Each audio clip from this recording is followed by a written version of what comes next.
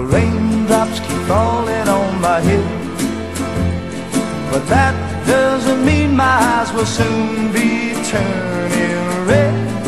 Crying's not for me, 'cause I'm never gonna stop the rain. Nothing's worrying me.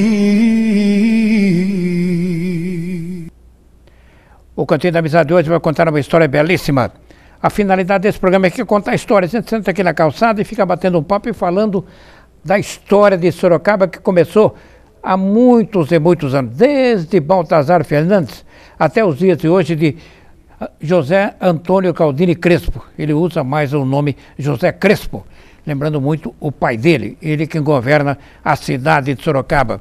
Enfim, as pessoas que ajudam a construir a beleza de Sorocaba, que passou lá pelos tropeiros, pelos grandes industriais, né, Metidieri, Carlos Alberto Pereira da Silva, enfim, o pessoal todo que conseguiu montar essa Sorocaba, hoje pujante, acompanhando a velocidade que empresta toda essa tecnologia que nós chamamos de redes sociais, por exemplo.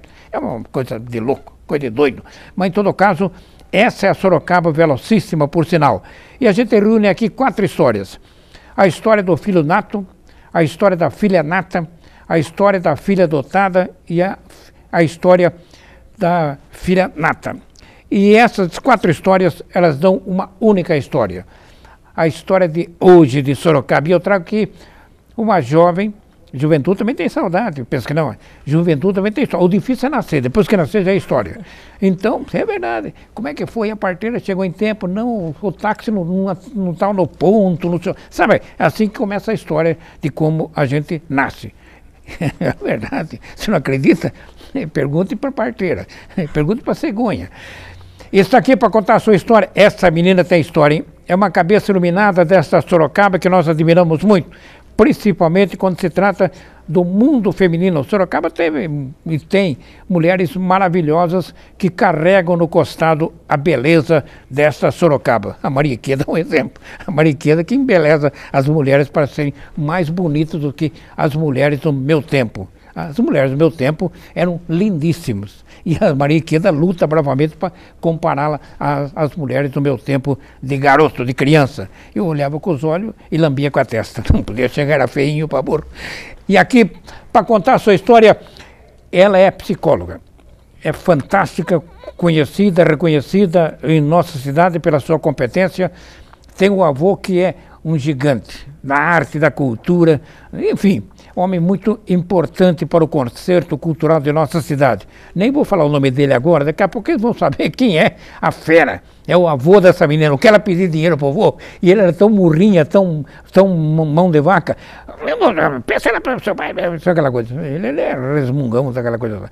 Está aqui para contar a sua história, essa belíssima Pamela Lima Gaburro. É psicóloga dessa cidade de Sorocaba, conhecida há muito tempo como Manchester Paulista. Mudou muito. Sorocaba é um outro concerto de emprego. Pamela, é uma honra tê-la aqui. Tudo bem com a senhora? Tudo bem. Eu que agradeço a oportunidade de poder estar aqui.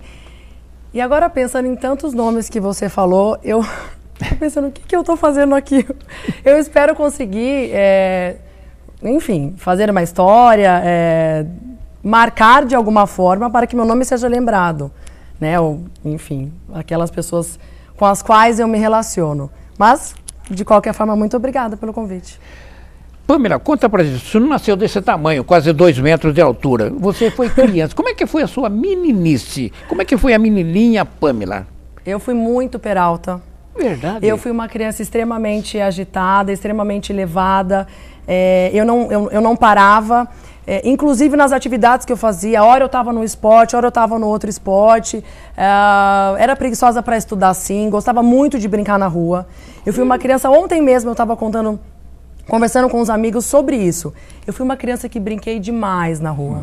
Acho que eu fui ter o meu primeiro brinquedo eletrônico, eu já era uma adolescente. Então eu aproveitei muito a rua, né? Eu explorei muito a minha infância. E dei muito trabalho para os meus pais, porque sim, eu vivia me machucando, eu estava sempre engessando a perna, o braço, né? Não gostava de afazeres domésticos, né? A minha irmã era toda certinha e eu era toda levada. Mas eu fui uma criança que aproveitei muito a minha infância, né? Eu tenho amizades até hoje que vieram da minha infância.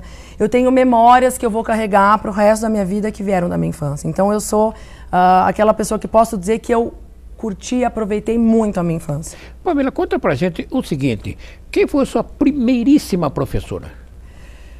Minha primeira professora, olha, a primeira eu não vou lembrar, mas eu vou lembrar da primeira que teve um papel, uma representatividade muito importante na minha vida. Foi uma professora de matemática.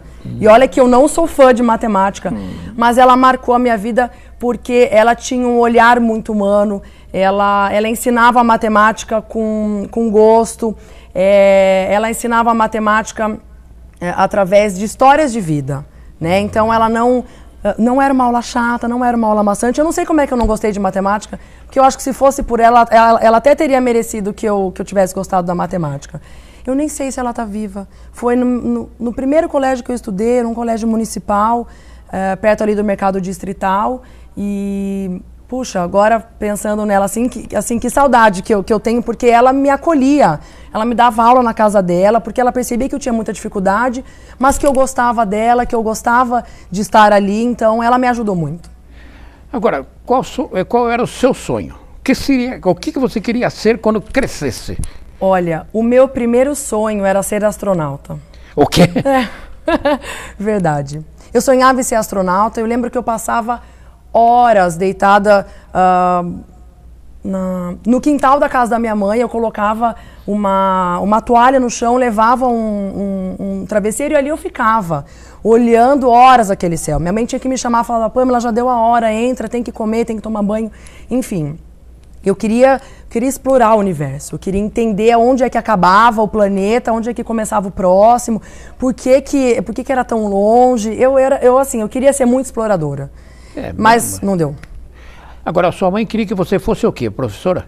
Eu acho que sim, professora. Eu acho que minha mãe gostaria que eu fosse professora, embora eu nunca tive nem o meu pai, nem a minha mãe me direcionando, você deve ser tal coisa. Muito pelo contrário, eles sempre me apoiaram muito em todas as minhas decisões profissionais, né? Todas as trocas e todos os movimentos que eu fiz, eu lembro que eu tinha o apoio e o suporte dos meus pais. E não lembro de determinado momento eles não me apoiando em alguma coisa. Eu só lembro que meu pai, quando eu contei que eu queria ser astronauta, ele disse assim pra mim, puxa filha, para ser astronauta não dá pra morar no Brasil, você tem que ser muito inteligente, você tem que falar muitas línguas. E aí foi o primeiro, acho que, banho de água fria que eu tomei. Eu disse, realmente não dá pra eu ser astronauta, né? E aí hoje eu agradeço ele, porque ainda bem que eu não segui nessa área, eu sou muito feliz como psicóloga. Mas eu não tive um pai e minha mãe que me direcionou, você deve seguir esse ou esse caminho. Tanto que quando eu comecei a fazer teatro, eu tinha a certeza que eles não iriam me apoiar. Porque era uma profissão da bagunça, era a profissão que não ganha dinheiro, era o oba-oba. E não. Eles me levavam em todos os cursos, me acompanhavam nas peças, me incentivavam muito. É algo que vem do meu avô, né? Hoje eu tenho plena consciência disso. Então eu sempre tive os meus pais me incentivando muito a ser aquilo que eu gostaria de ser. Mas o meu primeiro sonho foi ser astronauta. Agora, astronauta, como é que você imaginava ser astronauta? O que era astronauta? Você não confundia com aeromoça, por exemplo? Então, depois que eu percebi que não ia dar para eu ser astronauta, então eu dizia, não, então eu vou ser aeromoça. Eu acho que eu queria ser livre de alguma forma, eu queria voar, eu acho que eu queria não estar em um único lugar, né? É algo que eu tenho muito na minha vida, eu sou uma pessoa muito dinâmica, sou uma pessoa muito agitada, e eu gosto de estar cada hora num canto. E eu pensava que ser aeromoça, eu ia conseguir isso, né? Eu ia poder estar cada hora em um canto, eu ia poder conhecer lugares, eu ia poder ser livre. Né? Foi o segundo banho de água fria que eu tomei profissionalmente falando, porque eu também tive pessoas que me diziam assim, mas astronauta, a aeromoça não tem vida, a aeromoça não tem família, a aeromoça tem problemas hormonais. E aí eu comecei a olhar aquilo dizendo, não, tá, eu preciso ter uma raiz, eu preciso ter uma base, não dá pra eu ficar muito solta pelo mundo. Aí eu desisti. E isso vem de filmes que eu assistia, né? Eu era apaixonada por todos os filmes que envolviam as catástrofes da natureza, tornado e coisas do gênero, né? Olha que bobagem, hoje tantos problemas acontecendo, ainda bem que tem pessoas que estudam isso, eu também não serviria para isso. Você via National Kid também ou não? Via. Credo. Agora, conta pra gente o seguinte, o Armstrong, o Collins já tinham pisado na Lua? Você não tinha nascido ainda, né? Não, não tinha. Então. Não tinha nascido. Você Não era uma influência, não era uma influência com relação à história, não. Não era uma influência com relação à história do homem que pisou na Lua, não, era um desejo... Antes do Gagarin, bom, quando o Gagarin, se você não viu o Armstrong pisar na Lua, o Gagarin nem pensava que ele disse que a Terra é azul, né? Quer dizer, isso foi em 60, nos anos 60 e tal. Não. Agora, eu nem estava nos planos de voltar, em 60. Você é uma menina bonita, traquina, aquela mais bonita. Você pulava a janela para namorar escondido dos pais?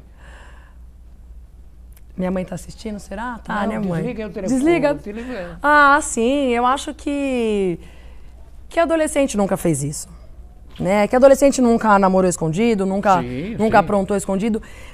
Mas em contrapartida, eu fui uma adolescente que não, enquanto, eu acho que assim, o que eu dei trabalho enquanto eu era criança, eu não dei trabalho quando eu era adolescente. Foi tranquila. Eu fui uma adolescente. Você se ocupou como adolescente. Exatamente. Criança é para brincar, adolescente é para se ocupar. Tanto eu quanto a minha irmã, assim, e eu posso falar isso de boca cheia, eu tenho certeza que os meus pais também concordam. A gente não deu trabalho. Eu tinha um pouco de preguiça de estudar, essa é a verdade, mas eu estudava, né? Não tinha outra opção. Mas eu não fui uma adolescente que dei trabalho, não. Eu realmente, eu tinha muito medo de magoar os meus pais, ou de aprontar alguma coisa, eles ficarem sabendo, e depois eu levar uma bronca, ou depois de acontecer alguma coisa, né? Eu estudei num colégio onde eu tive muitas oportunidades de fazer coisas erradas e eu não fiz, né? Mas também tive a oportunidade de fazer muita coisa boa, muita coisa legal. Eu tive uma adolescência com papéis muito importantes na minha vida, amizades que eu também levo até hoje. Eu sou muito apegada às minhas amizades, eu não abro mão delas. Então eu não dei trabalho não como adolescente. Você apanhou mais da mãe ou do pai? Ah, do meu pai. O pai batia, é? Ontem eu também, para esse mesmo grupo de amigos, eu estava contando justamente sobre isso, né? A gente fala que hoje em dia não pode bater, eu apanhei sim. Eu apanhei, mas eu apanhei porque eu aprontava. Eu apanhei porque eu desobedecia, eu era respondona, eu respondia os meus pais, o que a minha irmã não respondia, eu respondia, eu afrontava, né? Então eu apanhei sim, apanhei. Mas nunca ele falou assim, hoje você não vai jantar nem almoçar, hein? Você aprontou, não teve Não, isso não. Isso não. Nem cortava mesada. Nem cortava, não. Isso não. Eles só não me deixavam que isso pra mim era a morte. Não pode sair pra brincar na rua. Então, eu não parava dentro de casa. Então, pra mim, o castigo não era relacionado com coisas dentro de casa. Era relacionado, você vai perder a rua hoje. Cortava o que você gostava. Cortava o que eu gostava de fazer. Que era brincar, Nossa, eu tive tanta coisa durante a minha infância e adolescência, assim, com os meus amigos. Eu montei tantas empresas, eu acho que eu já tinha o empreendedorismo assim na minha vida. Eu aproveitei demais, eu curti muito. Aquela Sorocaba da Pamela, menina, tal, era mais bonita que a Sorocaba de hoje, da senhora Pamela? Puxa, eu acho que depende do ponto de vista. Eu acho que ela era uma Sorocaba mais bonita no sentido de... Eu fui uma criança que pude brincar na rua. A gente não tinha... os pais não tinham... aquele receio de, tem carros passando e as crianças, pode acontecer alguma coisa ou podem levar, não tinha um índice de assaltos como tem hoje em dia, então era mais bonita nesse sentido. Eu acho que a gente pôde ser criança de verdade, né? Eu lembro que eu tinha o desejo de andar de ônibus sozinha. Eu queria andar de ônibus sozinha, eu queria aprender a andar de ônibus, né? E eu lembro que na época a minha mãe me ensinou, né? E aí eu fui, lembro que na primeira vez que eu andei sozinha de ônibus eu me perdi, né? Eu não lembro que idade eu tinha, mas eu estava, acho que começando a minha adolescência, eu devia ter 10 para 11 anos. Quando é que hoje em dia você tem condições de deixar uma criança de 9 anos andar sozinha de ônibus? Né? É tudo muito perigoso. Então ela era mais bonita nesse sentido. Mas eu vejo o que ela tá bonita hoje porque eu acho que hoje ela tá mais bem cuidada, né? As pessoas, elas se preocupam mais com o social. Eu vejo uma Sorocaba mais engajada em projetos, né? Eu vejo uma Sorocaba que cresceu com relação ao mundo corporativo, né? Mais empresas investindo em Sorocaba. Hoje Sorocaba não é mais uma cidade de interior, né? Aquele interior onde as pessoas se sentem, como é que eu vou dizer? Como se estivessem, de repente, em Araçoiaba ou em Piedade. Sorocaba cresceu muito. Né, em todos os sentidos. Então, depende dessa forma. Agora, nessa linha, qual é o ponto mais bonito de Sorocaba que você tem prazer de ir lá e ficar matutando a vida, ou psicologando a vida? Eu gosto muito daquele lado da prefeitura, da parte de trás, onde tem como se fosse uma pista, mas não é uma pista de caminhada porque ela é de terra ainda. E ali tem muitas árvores e eu gosto muito de sentar ali para pensar. Eu tive muitas oportunidades de trabalhar para aquele lado da prefeitura. Acho que todos os lugares que eu trabalhei foram para aquele lado e é uma região que eu gosto muito. É um lugar que eu levo meu filho, porque meu pai me levava muito na prefeitura para dar pão para os patos. Quem nunca foi na prefeitura para dar pão para o pato? Ou para os peixes. Todos estão super gordinhos hoje por conta de tanto pão que a gente deu. Então é um lugar que eu gosto. É um lugar que eu acho muito bonito. Eu não sei te dizer se é o ponto mais bonito de Sorocaba, né? Mas é um ponto que eu gosto. Sorocaba tem psicologia? Em que sentido? Em que sentido? Total, geral e restrito. Sorocaba psicologicamente é bonita, tem jeito de cidade? Tem. O povo é psicologicamente preparado? Não. Sorocaba tem estrutura para tal, mas tem uma população, na minha opinião, eu posso estar sendo extremamente fria no que eu vou falar, mas sim, uma população muito primitiva. A cidade cresceu, mas a população não cresceu. A população continua com aquele pensamento primitivo, aquele pensamento cartesiano, aquele pensamento bairrista, né? Sorocaba, a população não cresceu, não acompanhou o crescimento da cidade. Tá. Então precisa de mais psicólogo, além de você? Precisa. Como é que trabalha uma psicóloga numa cidade? Não estou falando no ser humano, numa cidade. Depende da área que ela escolhe para atuar. A psicologia ela tem um leque, sim, né, de opções para você atuar. Falando um pouco sobre a área que eu atuo, que hoje é muito forte essa questão social, né? Eu sou uma psicóloga social. A gente tem muito o que fazer por Sorocaba. Muitos trabalhos que você não depende de verbas ou você não depende de incentivo de ninguém para estar ali desenvolvendo, né? Então tem muita coisa para você atuar. Independente da área onde você... Dentro de uma empresa, dentro de um hospital, né, é possível sim você atuar e você fazer bem para o próximo, você transformar a vida de alguém. Para mim esse é o slogan da psicologia. Né, você poder transformar a vida de uma pessoa. E para isso você não depende de dinheiro, para isso você não precisa de subsídios, para isso você não precisa de um local adequado. Né? Basta você saber tocar a vida de alguém, basta você saber fazer a leitura, basta você ser acolhedor, basta você ter empaixão e compatia pelo ser humano. E qual é o sentido desse ser humano que mora na rua, que não é da rua? Quer dizer, tem gente ali que sabe falar inglês, francês, alemão, aquela coisa toda, e está morando na rua, aquela coisa toda. Sim. E como é que essa pessoa chegou ali? E psicologicamente, como é que você consegue convertê-lo? Volta a ser gente. A gente não consegue, nós, enquanto psicólogos, a gente não consegue converter ou resgatar as pessoas que não querem. Né? Eu não estou dizendo que é o caso dessas pessoas que moram na rua, tá? Eu tive várias oportunidades de fazer vários trabalhos com moradores de rua, né? Sempre que eu consigo, que eu tenho oportunidade de fazer algum tipo de trabalho voluntário, noturno principalmente, eu faço. E eu tenho a sensação de que quando você escuta a história de vida daquela pessoa e os motivos pelos quais a vida fez com que ela parasse ali, já é uma forma de você resgatar e de você transformar a vida de alguém. Às vezes ela só quer ser ouvida. Às vezes ela só quer um espaço para poder falar sobre ela. Tive várias histórias de pessoas que escolheram estar ali, que quiseram, que abriram mão de tudo por decepções, por frustrações da vida, que não tiveram condições de lidar, né? Não conseguiram trabalhar com aquilo, então a pessoa, ela joga tudo pro alto, ela vai pra rua porque ela entende que a rua deixa ela ser quem ela quer ser, né? E na rua ela não cria expectativas. Eu acho que o morador de rua, ele vive diariamente sem criar expectativa, porque ele não sabe como é que vai ser o próximo dia. Então ele não sofre por amor, muitas vezes, ele não sofre porque ele não tem um trabalho, porque ele não tem uma comida, porque ele é feliz com o que ele tem. Pode ser uma utopia falar que ele é feliz, a gente, né, não sabe, mas eu tive várias conversas com vários moradores de rua, né, que me disseram, hoje eu sou feliz. Porque eu não tenho expectativa. Se eu vou ser mandada embora amanhã, ou se a minha esposa vai me trair, ou se o meu filho vai ser um usuário de drogas, ou qualquer coisa do gênero. No meu tempo de criança existia, mas existia maleiro e andante. Andante que não parava na cidade, passava por aí e ia embora pela estrada e tal.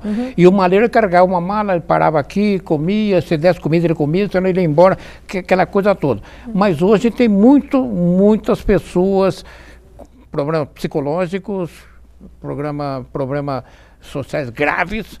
E aquele que você disse que foi traído pela mulher ou traiu a mulher, aquela coisa toda, está na sarjeta, esse já foi, pode ser professor, médico, aquela coisa que está ali, ninguém sabe. Sim. Né, que foi padre, qualquer coisa assim e tal.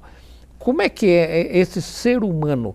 Esse ser humano, qual é a finalidade eu já fico analisando, puxa vida, eu com edredom, aquela coisa toda, então fico com gripe. Se a pessoa mora na rua, não fica com gripe, não vai no médico, como é que vive isso? Como é que é esse ser humano?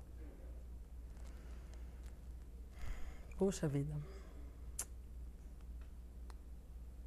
Eu não consigo pensar que não seja um ser humano que tenha sofrido muito. É ser humano. É ser humano. Não, sem dúvida. Não dá pra gente pensar que não é um ser humano. Com certeza é. Com muitas questões a serem trabalhadas, com muitos problemas que a gente não sabe de que ordem, mas eu acho que é um ser humano muitas vezes que não tem essa perspectiva, né? Que não vê mais um caminho, que acha que não tem mais uma solução e que o fim da vida é ali, né? Eu não sei se eu respondi a sua pergunta, mas eu acho que é um assunto muito complexo, né? As pessoas elas têm muito preconceito com o morador de rua, né? Elas falam, é o vagabundo, é o cara que não quer nada com nada, mas drogado. certamente essa pessoa, é o drogado, certamente as pessoas que pensam dessa forma nunca pararam um tempo da sua vida para ouvir um morador de rua, entender os motivos pelos quais ele foi para ali ou ele escolheu estar ali. Você sabe fritar ovo? Menino, eu sou uma cozinheira de mão cheia. O quê? Verdade. Por que está crescendo o nariz aí? Não, é verdade. E olha, eu não sou de mão cheia, é brincadeira. A minha irmã é uma cozinheira de mão cheia. Não, e você? Eu cozinho trivial. Você sabe Eu não fritar passo ovo? fome. Verdade? Verdade, eu Que cozinho. tipo de ragu que você faz que você come? Meu estrogonofe é uma delícia. Verdade? Sabe fazer estrogonofe? Eu sei. Esse é o seu prato preferido? É o meu prato preferido. Estrogonofe. Eu gosto muito de macarrão e eu invento macarrão. Ah, é? Eu faço vários tipos de receita. Eu gosto muito. Eu tive que aprender a cozinhar quando eu saí da casa dos meus pais. A minha mãe não é muito fã de cozinhar, embora ela cozinhe muito bem, né? Mas eu tive duas avós que cozinham muito bem. Mas eu nunca tive aquela coisa de alguém que me ensinou a cozinhar. Não. Né, eu tive que aprender a cozinhar quando eu saí da casa dos meus pais, assim, né? E eu me casei, aí sim. Aí eu fui cozinhar, e aí eu fui aprender, errei muito, queimei muito feijão, errei muita sopa, fiz muita coisa errada. Aprendi. É verdade. O sapo não pula por beleza, pula por necessidade. Por necessidade. Mas eu adquiri gosto por cozinhar. Eu adquiri gosto. Hoje, se eu tenho que cozinhar alguma coisa super gostosa ou diferente ou trivial, eu não sofro por isso. É algo que me dá prazer. Agora tem telefone, né? Delivery, né? Delivery, iFood, né? Tudo a gente pode pedir.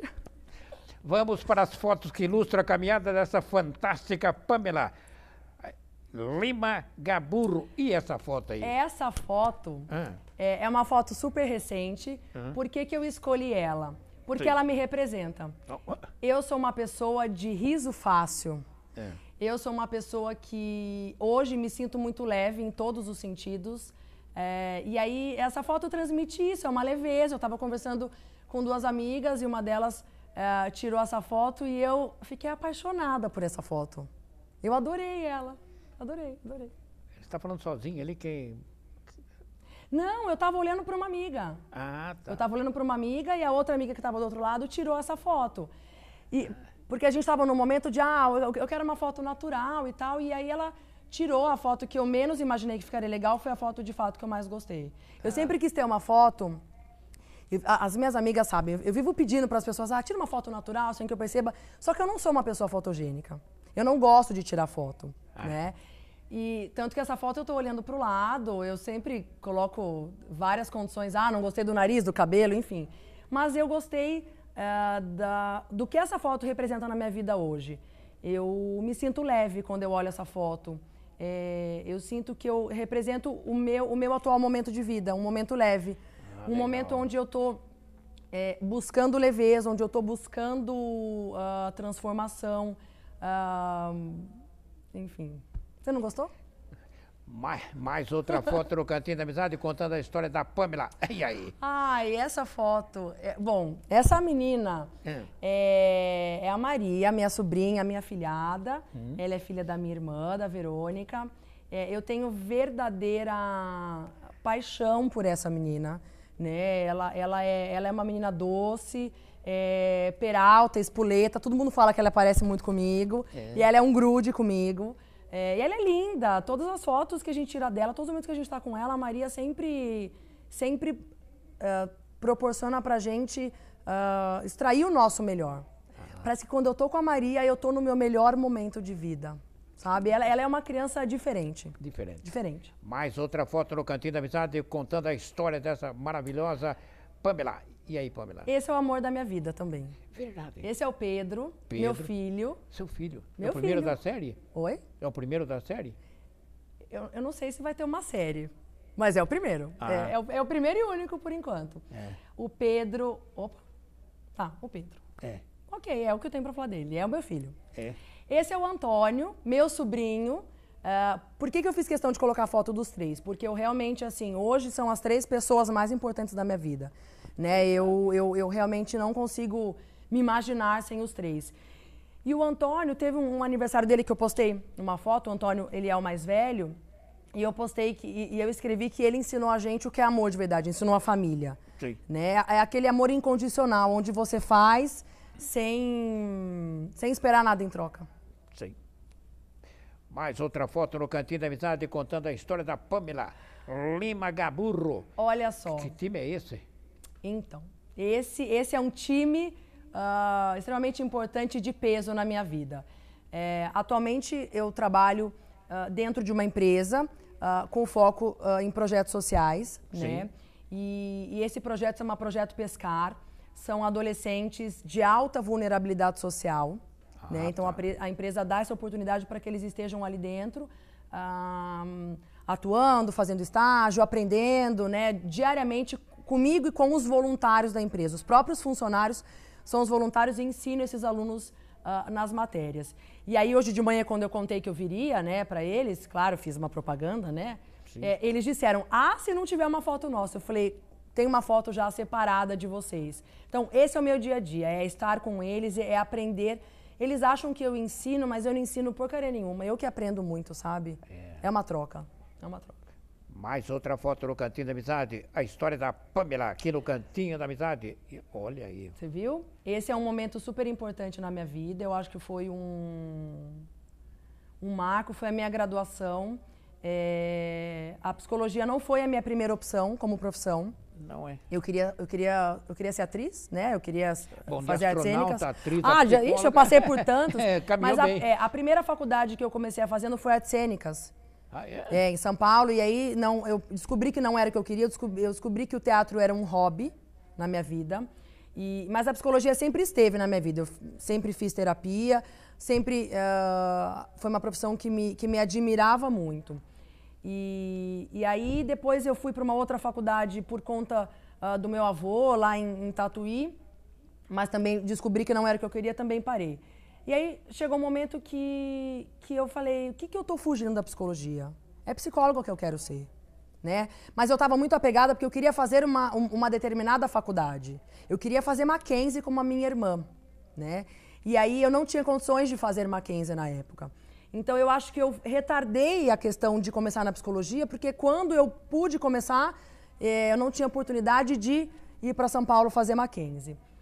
Chegou um momento que eu me desapeguei disso, eu falei, acho que o importante não é a faculdade, vai ser a minha atuação, vai ser o meu esforço. E aí eu fiz faculdade aqui em Sorocaba, e esse foi o dia da minha graduação. Eu cresci ouvindo a minha mãe dizer, o meu avô, né? Meu avô teve uma influência muito forte na minha formação.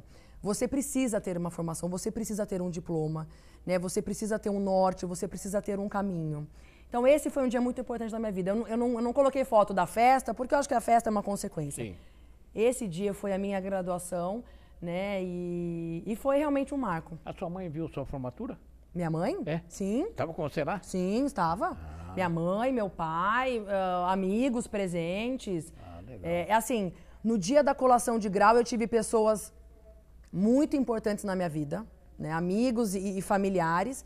E no dia da minha festa, eu convidei todo mundo e levei muita gente que é muito importante na minha vida. A minha mesa tinham 20 pessoas. Ai, que chique. Mais outra foto no Cantinho da Amizade contando a história e a caminhada da Pamela. Bom, E aí? eu adoro esse meme. Eu não podia, eu acho que assim, não seria eu se eu não colocasse alguma coisa pra quebrar. Não estou te analisando, até porque se eu fizesse isso, eu iria te cobrar. Toda vez que eu conheço alguém, ou até pessoas que eu já conheço, me perguntam, você tá me analisando? Óbvio que não, porque se eu fizesse isso, eu iria te cobrar. Eu também vivo, eu também tenho vida, eu também me relaciono. Ao mesmo tempo, tá intrínseco dentro da gente, né? Eu não consigo separar a Pamela psicóloga da Pamela amiga. Eu acho que eu vivo uma análise constante. Mas eu também consigo atuar, né? As pessoas me perguntam muito, para você deve ser tranquilo ser mãe, né? O Pedro. Não, não é não. Eu não sou psicóloga, eu não analiso tecnicamente o Pedro. Para isso eu tenho outras pessoas, o colégio, a própria psicóloga, ele faz terapia, né? São essas pessoas que vão olhar tecnicamente para o meu filho, não eu. Eu sou mãe, eu atuo como mãe. Assim como quando eu estou com os meus amigos, eu atuo como amiga, né? Por que eu escolhi a psicologia? Porque eu acho que desde sempre as pessoas me procuravam muito, não para pedir conselho, mas me procuravam muito para compartilhar suas histórias, para que eu pudesse ouvir. Eu sempre fui uma pessoa muito acolhedora, né? Eu gosto muito eu me interesso muito pela história de vida das pessoas. Então, eu estou na profissão certa, mas eu não fico analisando o tempo todo, porque senão eu vou ter que cobrar por isso. Eu não podia não colocar esse meme. Pamela, com essa velocidade que você tem, o nosso querido Rui Barbosa e o seu querido Freud, o Freud seria, nos dias de hoje, um tonto, um maluco, e o Rui Barbosa analfabeto? Pode ser que sim. Pode ser que sim.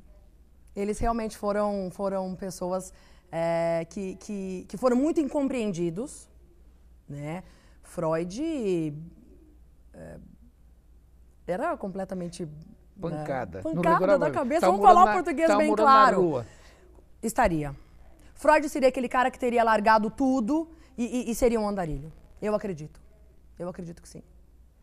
Se você fosse prefeita de Sorocaba hoje, o que você faria para o Sorocaba que Sorocaba não tem e precisa ter urgentemente?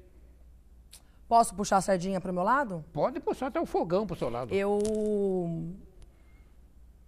E aí isso vem muito relacionado com um desejo, com um sonho de vida.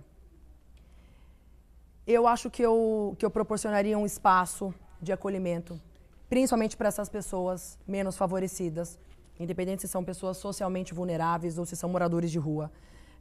Um espaço de escuta.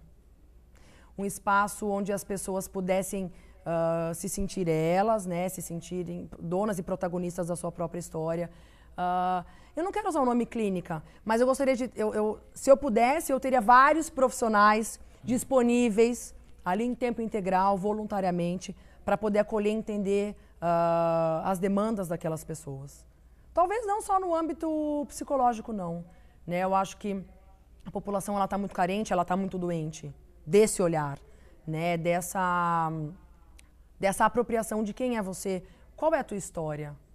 Quantas pessoas importantes que fizeram, que marcaram. O dia mesmo que a gente estava lá na biblioteca municipal, o dia da homenagem do meu avô, né? E eu conversando com uma pessoa depois, e ele me contou de uma senhora que tem uma história dentro do circo, né? Uma carreira circense, e ela se desiludiu com o circo e abandonou tudo, e agora, né, o pessoal resolveu resgatá-la. Ela estava num momento de vida desacreditada de tudo. E tem um potencial, um talento gigantesco. Se alguém não tivesse olhado para ela certamente hoje estaria na mesma condição que ela estava há alguns anos atrás e não teria resgatado esse momento do circo. Você tem mais medo da mentira ou da traição? Da mentira. É mesmo? Da mentira. Eu acho que a mentira, você não mente para ninguém, você está mentindo para si mesmo. A traição, independente, existem vários gêneros, né? Várias formas de você trair. Sim. A lei da ação e reação, consequência, eu nunca penso que existe uma culpa, uma parte, enfim. E eu também acredito em justificativas. Mas a mentira não. A mentira é algo que ela dói muito mais, ela machuca muito mais e dificilmente você consegue... É como... Imagina que o seu tropeirinho cai no chão e quebra uma parte dele. Né? Você pode até colar, mas ele vai ficar com uma marca. A mentira é isso, ela deixa uma marca naquela relação. Seja a relação que for. Mais outra foto no Cantinho da Amizade contando a história da Pamela Lima Gaburro, uma psicóloga conhecidíssima de nossa cidade. Agora, você falou um assunto interessante da mentira e da traição. O Brasil se sente traído por alguns políticos? Eu acho que seria uma hipocrisia dizer que sim. Porque ninguém foi parar lá por conta própria. A gente escolheu os nossos governantes. Não foi uma escolha nossa. Nós estamos bancando as consequências de nossas escolhas. Sejam por políticos ou por qualquer situação. Então eu não acho que tem um povo enganado, eu não acho que tem um povo que foi iludido com falsas memórias. Não, eu não acho. Este povo de hoje em dia, desta geração, não. Do que a gente está vivendo nesse momento político, eu não acho. Pode ser que há 20, 30 anos atrás, até sim, mas hoje em dia não. Eu acho que essa é uma desculpa para a gente justificar uma escolha errada. Os homens do tempo do seu avô eram mais bonitos que os homens de hoje? Puxa. Talvez em atitudes, sim. Eu acho que os homens de antigamente, eles tinham outros valores, principalmente quando a gente fala da mulher. Né? Eu acredito que tinham outros valores, eu acho que eles valorizavam outras coisas e viam beleza em pequenas coisas. Os homens de hoje em dia têm valores muito deturpados, valores muito secos, valores muito pequenos, na minha opinião. Então, sim, eu acho que eles eram mais bonitos. Sorte daquelas mulheres daquela época. É mesmo? Então quer dizer que você acha que as mulheres daquela época, do seu avô, do seu pai, eram mulheres não mais felizes, mais correspondidas que vocês? Acho porque eu vejo que os homens de antigamente eles estavam mais inteiros para aquelas famílias. Não existia uma cobrança social tão grande como tem hoje em dia, de que você tem que ser o melhor provedor e de que você tem que prover tudo para sua família e de que não pode faltar nada para os seus filhos. Quantos nãos eu imagino que a minha mãe e que os meus tios e que as pessoas daquela época levaram. Não tinha aquela cobrança de... O pai era como se ele pudesse falhar, sabe? É como se ele tivesse a condição de falhar e ele não ia ser crucificado por aquilo. O homem de hoje em dia não, ele está obstinado a ter, ele esquece do ser e em contrapartida a sua família também esquece que ela tem que ser. E aí criam-se filhos que querem, e esses pais cada vez mais ausentes e trabalhando. E as mães também. Antigamente, as mulheres elas conseguiam se dedicar mais às famílias e também conseguiam trabalhar, porque eu tenho vó que trabalhou. Então, nem todas as mulheres daquela época viviam para as famílias, né? Somente para as famílias. Então, tem mulheres, sim, que trabalhavam, mas conseguiam dar conta e as famílias elas eram mais inteiras. Hoje eu vejo famílias fragmentadas. Né? A população está muito doente hoje. E isso vem de casa. A gente vê essas coisas, essas atrocidades que acontecem, esses atentados, são pessoas que já morreram há muito tempo. Ninguém faz o que vem acontecendo da noite para o dia, ou porque não está doente, ou porque não tem uma base em casa. A população ela está doente. Você acredita em Deus, é? Muito. Como é que é o Deus de uma mulher? Como é que é o Deus de uma mulher? Poxa, para a mulher de hoje em dia, é aquilo que ela se apega porque ela tem que dar conta de tudo. Né? A mulher de hoje em dia ela é aquela mulher que ela desenvolve vários papéis sociais ao mesmo tempo. Né? E se ela não tiver Deus, e aí seja o Deus que cada uma quer entender, não existe um único Deus. Né? E também não existe um único caminho. Mas ele é aquele que dá o sustento para que ela consiga ser essa mulher maravilha, ser essa mulher que vai dar conta de tudo, que vai ser uma boa mãe, que vai ser uma boa esposa, que vai ser uma boa amiga, que vai ser uma boa profissional, que vai ser uma boa dona de casa. A mulher ela é tudo isso ao mesmo tempo.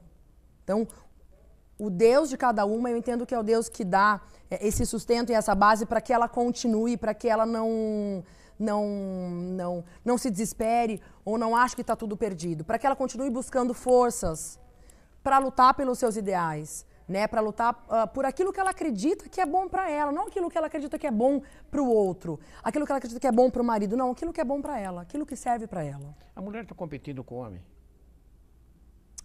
Tá.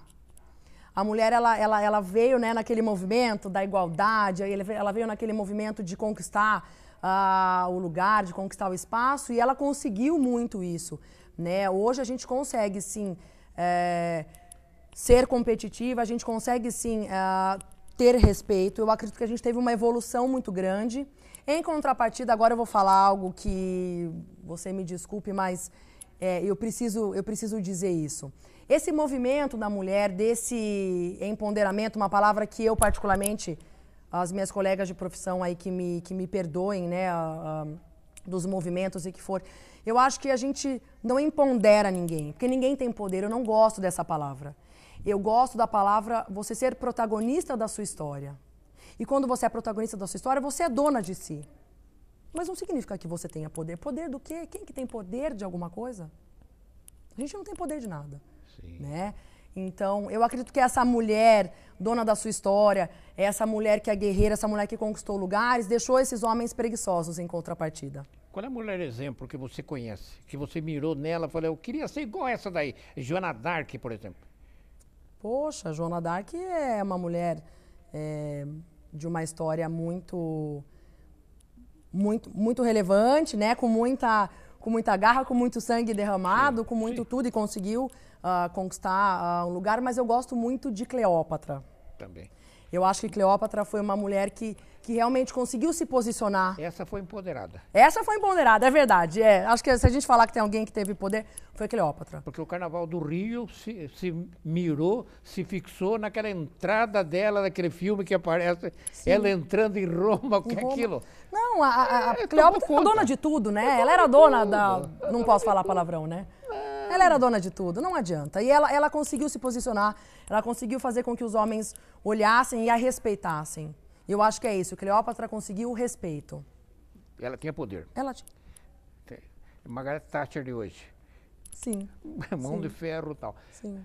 Você, para conversar com Deus, qual é o santo que você pede para interceder? Olha, eu quero falar com Deus de qualquer jeito hoje. Hoje eu tô com a macaca. Como é que é? Puxa, eu não nomeio. Eu não tenho um nome. Ah, não tem? Não tenho um nome. Eu gosto muito... Você fala direto com ele? Poxa... Porque Deus tem dois pontos... Eu tenho um canal direto com ele, sim. Eu tenho sim um canal direto com ele. Todo mundo tem, né? Eu gosto muito... Eu gosto muito de religião, né? Eu sou uma curiosa, sim. Eu gosto de ler muito, eu gosto de pesquisar muito, né? Assim, eu tenho a minha doutrina que eu sigo, que eu acredito.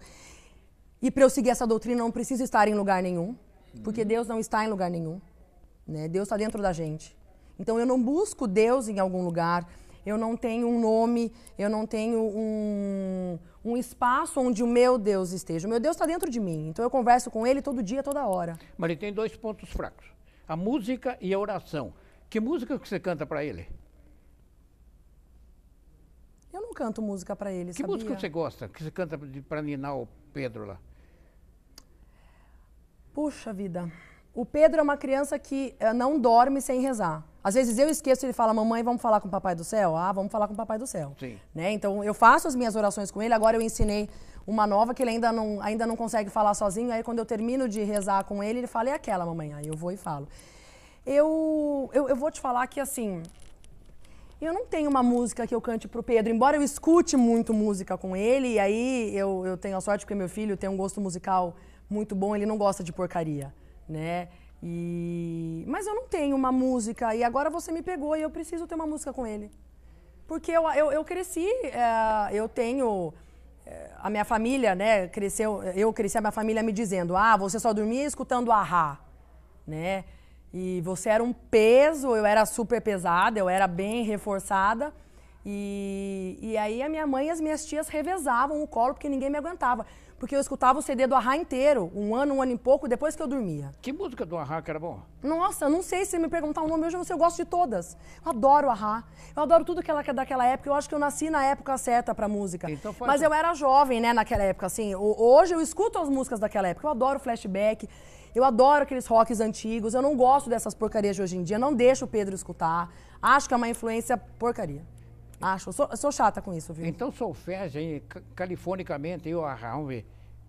Nossa, não faça isso comigo, eu não vou cantar. Eu tenho uma voz horrível pra cantar. Não é? Você não tá fazendo. Ai, você não tá puxa participando do vida, programa eu não vou saber cantar uma parte de A.H.A. aqui. Só uma parte? Não, aqui, ó, olha, aqui na minha cabeça, assim, sai tão bonito eu cantando, mas eu não vou me arriscar aqui. Infinitamente. Tem gente importante me assistindo, eu não posso cometer essa gafe. Mas não sabe quem é o A.H.A., só você que sabe que existiu A.H.A. Ai, meu Deus do céu.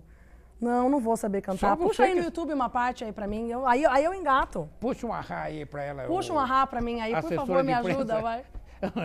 A minha assessora de imprensa. Puxa um A.H.A. aí, o assessor de imprensa. Puxa um A.H.A. Pode puxar, que eu vou pagar esse mico. Não é pagar mico, é competência. É competência. Não. Eu acho que essa é uma competência que eu não tenho, viu? E todo mundo fala, da voz da Pamela, que a voz da Pamela é forte e tal. Eu acho que eu deveria ter, na época que eu estudei teatro, eu deveria ter investido nisso. Eu deveria ter investido na minha voz, e musicais é uma coisa que eu sou encantada. Eu deveria ter ido para essa linha. Você queria ser homem? Não. Nunca pensou? Não, eu queria ser homem assim, no momento onde a gente está em algum lugar e tem um banheiro inadequado, aí eu falo, queria ser homem. Quando eu vou sair, fico com dúvida em 15 mil roupas. Não tem 15 mil roupas, mas enfim. Sim. Mas nessas horas eu gostaria de ser homem, porque eu acho que o homem ele é prático, ele é objetivo, né? Ele não tem frescura. E eu falo, e eu posso dizer isso com 100% de garantia, que eu tenho um pensamento muitas vezes muito masculino. Eu ajo muito como homem, eu sou muito objetiva, eu sou muito prática, né? Eu não concordo com algumas coisas, né?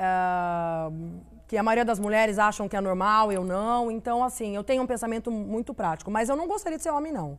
Mas eu concordo muito com algumas linhas de pensamento, com algumas formas. Tem A.H.A. Ah, meu Deus, que vergonha. Achou um A.H.A. aí? Tem que ser alguma que eu sei cantar, né? Puxa, por que eu não falei Balão Mágico? Então tá vendo? Me arrependi. Então vai Balão Mágico. Põe lá, super fantástico. Amigo. Ai, que vergonha. Espetacular. Que bom estar contigo no nosso balão. Eu tinha que pagar um mico, né? Não é pagar mico. Tá bom. Aí você pagou uma selva com o Tarzan junto. Hoje, Freud tem influência na sua vida? Muito. Tem, muito. Eu sigo dentro da área clínica, né? Porque eu atuo dentro do mundo corporativo nessa questão de projetos sociais, como eu te falei, mas eu também clinico. E sim, Freud, ele é o pai da psicanálise, é a linha que eu sigo. Embora eu tenha um outro autor que eu me identifico mais, que é Lacan, né? Então eu sigo uma linha lacaniana. O Lacan, ele dá um pouco mais de flexibilidade, né? Na conversa, na troca, na escuta. Mas Freud é Freud, né? Não tem. Melanie Klein também tem uma representatividade muito grande, principalmente quando a gente vai trabalhar com crianças. Não dá para trabalhar com criança e não falar de Melanie Klein, e não ter ela como referência. Mas agora, Freud é Freud, não tem para ninguém. Agora, você já pensou deitar no divã de uma outra psicóloga? O que você vai falar para ela? Como é que ela vai falar? Eu faço terapia? Não abro mão da minha psicóloga, ela é incrível, ela é sensacional. Eu já fiquei alguns momentos da minha vida sem terapia, sem acompanhamento, mas não dá pra não ter. E quando eu estou lá, eu sou o paciente mesmo, eu atuo como paciente, eu tenho as minhas falhas, eu tenho os meus acertos, eu tenho os meus problemas, os meus traumas, as questões que eu preciso resolver, e é só um profissional da minha área para poder me dar esse suporte. Então eu deito muito no divã, assim. Verdade? Parece papo de doido, mas é verdade. Pois é verdade. Não tem como o psicólogo achar que ele vai conseguir resolver suas próprias questões. Não dá. Não dá. Eu acho que mesmo aquele profissional com muito tempo... Eu me formei em 2012, mas eu ainda preciso, eu ainda tenho essa necessidade, inclusive de supervisão dos casos, né, dos meus pacientes. Eu acho que isso é natural, né? Uma vez um professor de faculdade, do qual eu tenho uma admiração gigantesca, ele é uma referência, né, na minha vida. Ele disse, não tem como você ser um psicólogo se você não passar pelos 3 pilares. Você precisa ser um estudante, né, você precisa ser um paciente para você poder se tornar um bom profissional.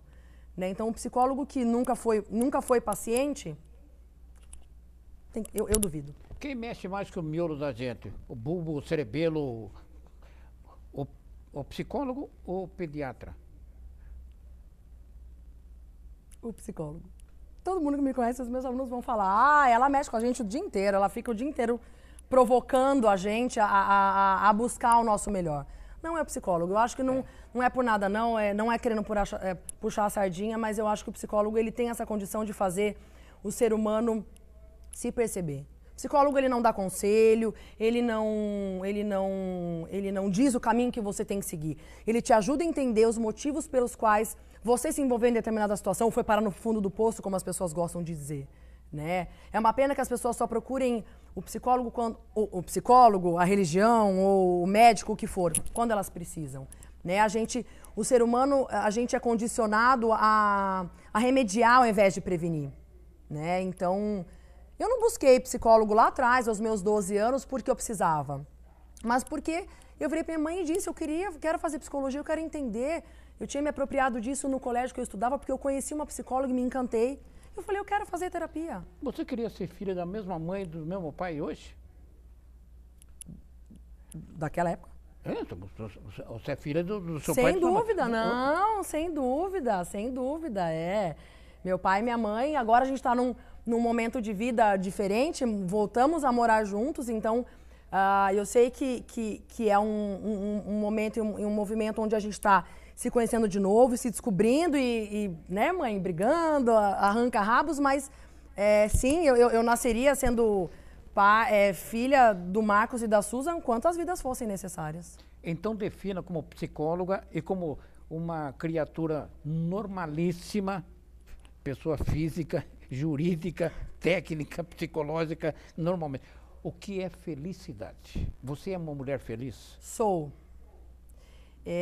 Um amigo muito importante me disse, eu aprendi com ele essa frase, viva uma vida que te dê prazer. E eu acho que a felicidade é isso, é você viver uma vida que te dá prazer. Se você entende que ser feliz é abrir um estudo de tatuagem e fazer tatuagem, então vai. Mas meus pais não aceitam, mas se isso te dá prazer, se isso te traz felicidade, então vai. Se você entende que ser feliz é estudar para medicina e aí se formar médico, então vai. Viva uma vida que te dê prazer. Falando de qualquer outra questão que não seja profissional. Se na prefeitura dar pão para os patos te dá prazer, então vai. Pode ser muito utópico o que eu estou falando, mas viva uma vida que te dê prazer. O que te dá prazer hoje em dia? A gente não para pensar no que dá prazer.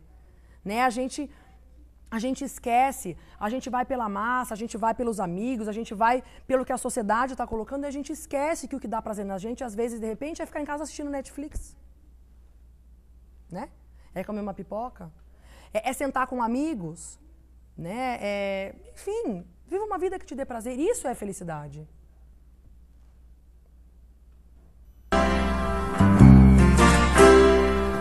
Raindrops keep falling on my head, but that doesn't mean my eyes will soon be turning red.